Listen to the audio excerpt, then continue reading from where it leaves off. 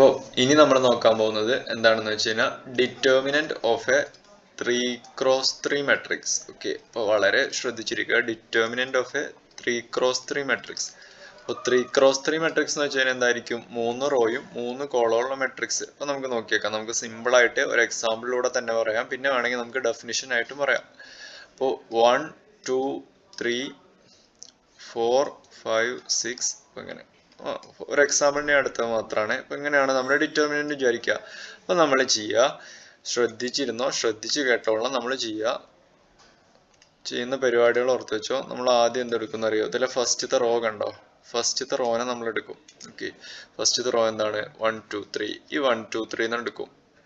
Okay, എന്നിട്ട് നമ്മൾ ചെയ്യാൻ പോകുന്നത് ഇതിലെ ഫസ്റ്റത്തെ എലമെന്റ് ഏതാ? 1 അല്ലേ?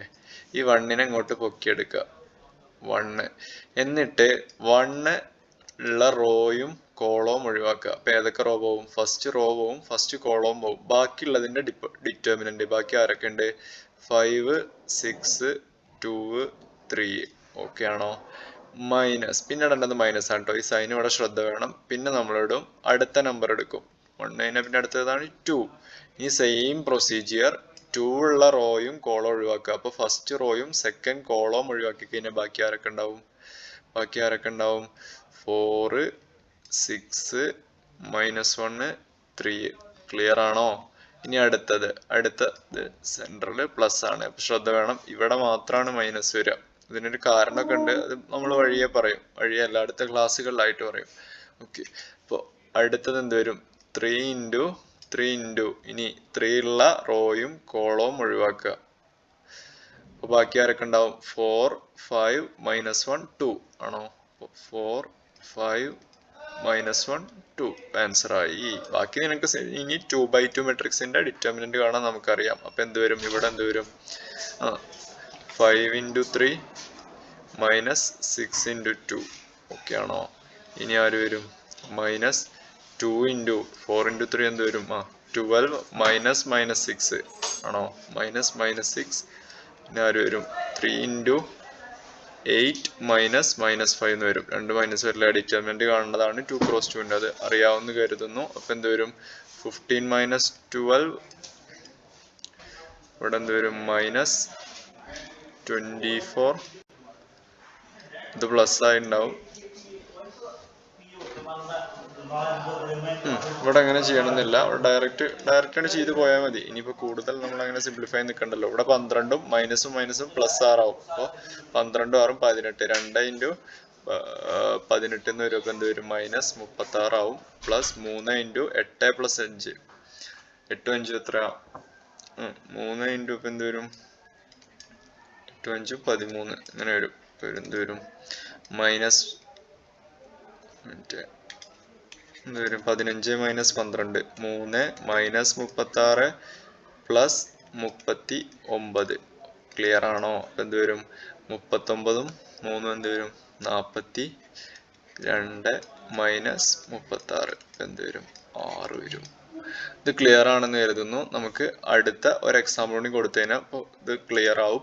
നമ്മൾ ശ്രദ്ധിക്കേണ്ട കാര്യം ഇതാണ്. ഈ ഒരു സ്റ്റെപ്പാണ് ക്ലിയർ ആക്കേണ്ടത്. ബാക്കി സിംപ്ലിഫിക്കേഷൻ ആണ്. അപ്പൊ നമ്മൾ എന്ത് ചെയ്തു? ഫസ്റ്റ് എലമെന്റിനെ എടുത്തു, എന്നിട്ട് അത് എഴുതി ബാക്കിയുള്ളതിന്റെ ഡിറ്റർമിനന്റ്, അതിന്റെ റോയും കോളം ഒഴിവാക്കി ബാക്കിയുള്ളതിന്റെ ഡിറ്റർമിനന്റ്. പിന്നെ ഇവിടെയാണ് ശ്രദ്ധിക്കേണ്ടത്. ഇവിടെ ഒരു മൈനസും ഇവിടെ ഒരു പ്ലസും.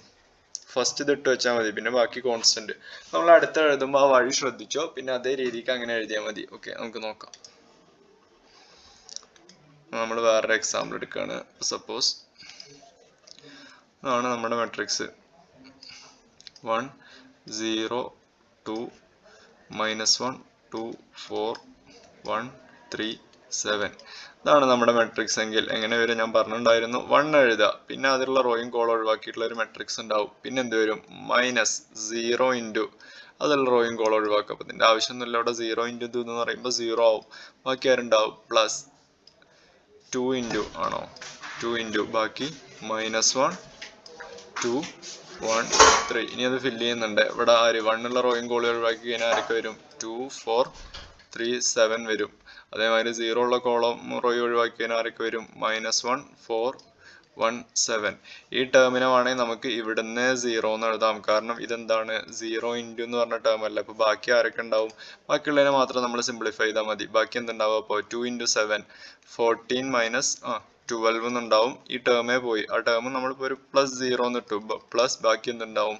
2 ഇൻറ്റു ആരൊക്കെ ഉണ്ടാവും? -3 -2 ആണോ? അപ്പോൾ -5 എന്ന് വരും. ഓക്കെ ആണോ? അപ്പോൾ എന്ത് വരും? 2 -10 എന്നാവും. അപ്പം എന്ത് വരും? -8 എന്ന് വരും. ഒരു എക്സാമ്പിൾ ഇവിടെ നോക്കാം കേട്ടോ. എന്ത് വരും? 4 5 വേറെ കളറാക്കാം. വേണ്ട, നോക്കിക്കോ. 4 5 6 ഒരു -1 2 3 1 4 7. ഇതാണ് മെട്രിക്സ് എഴുതുക. അപ്പോൾ എങ്ങനെ എഴുതും?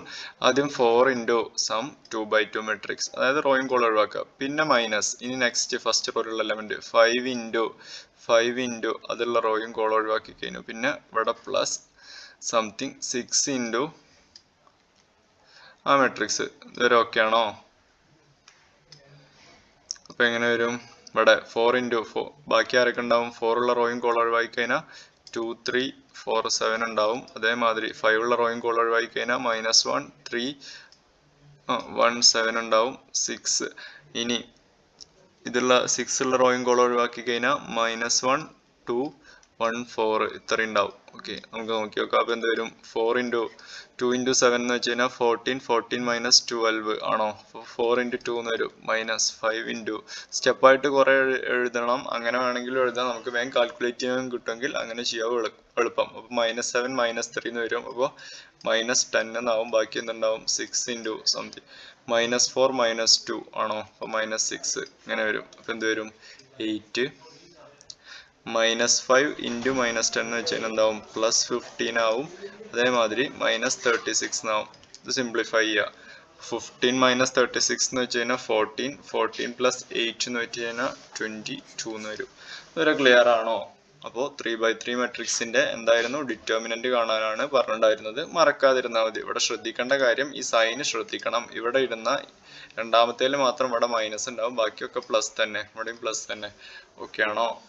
അപ്പോൾ അത് നമ്മൾ ഏത് വെച്ചിട്ടാണ് കണ്ടത്? ഫസ്റ്റ് റോന്റെ എക്സ്പാൻഷൻ വെച്ചിട്ട്. ഇതേമാതിരി നമുക്ക് ഏത് റോ വേണേൽ എടുക്കാം. ഇനി കുറച്ച് റൂൾസ് ഉണ്ട്. നമുക്ക് വഴിയെ വരുന്ന ക്ലാസ്സുകളിലൂടെ പറയാം.